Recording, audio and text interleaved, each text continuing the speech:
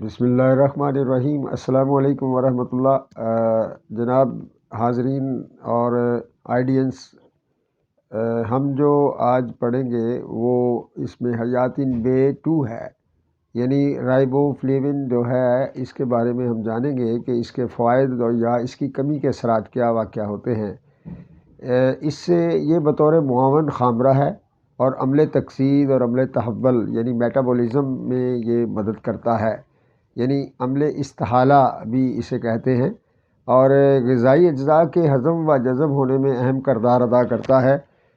لحمیات کے عمل کو یہ اس کے ہضم ہونے میں بھی بڑی مدد دیتا ہے۔ ریسپیریشن میں مدد دے کر خلیات کو زندہ رکھنے میں اہم کردار ادا کرتا ہے۔ جگر کے افعال کو درست رکھتا ہے اور اعصاب پر نشو و نما جب رک جاتی ہے تو اس کو بحال کرتا ہے۔ اسی طریقے سے وائٹامن کی کمی کے جو اثرات ہیں، جب ہم ان کی طرف دیکھیں تو اس میں ایفلیوینوسس پیدا ہوتا ہے، جس میں زبان سوج جاتی ہے، باچھیں پھٹ جاتی ہیں، آنکھیں خراب ہو جاتی ہیں اور نسیں نمایاں ہو جاتی ہیں۔ اور آنکھیں خراب جو خون کی نسیں نمایاں ہونے سے اس کے بعد اگلے درجے میں ان کو اسہال اور جلدی سوجن ڈرمیٹائٹس کی شکایت ہو جاتی ہے۔ زبان سرخ جس سے تکلیف محسوس ہوتی ہے۔ اب ہم اس کے ذرائع کے بارے میں غور کریں گے۔ یہی ذرائع اس کے بھی ہم 3 حصوں میں تقسیم کریں گے کہ بہت اچھے ذرائع، اور نمبر 2 جو درمیانے یا کم اچھے ذرائع، اور تیسرا نمبر جو ہے وہ بالکل کم ذرائع جو ہیں اس میں پائے جاتے ہیں۔ اب ہم جو اس کے سب سے اچھے ذرائع ہیں اس پر ہم ایک نظر دیکھتے ہیں کہ وہ کون سے ہیں۔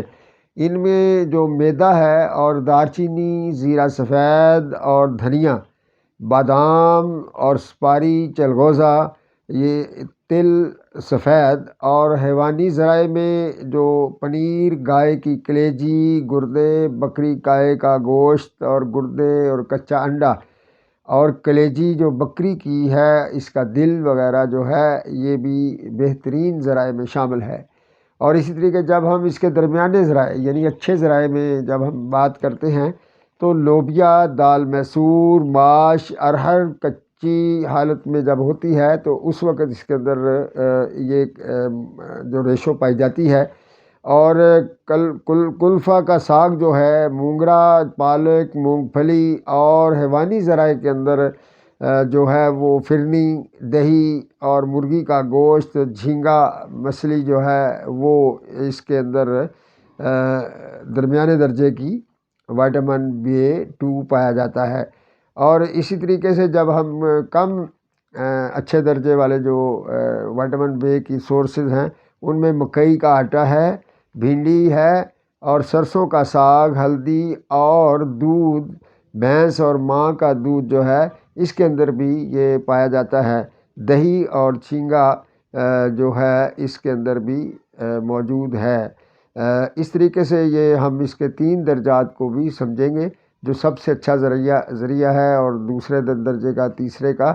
تو یہ رائبو فلیون جو ہے یہ بھی انتہائی ضروری عنصر ہے۔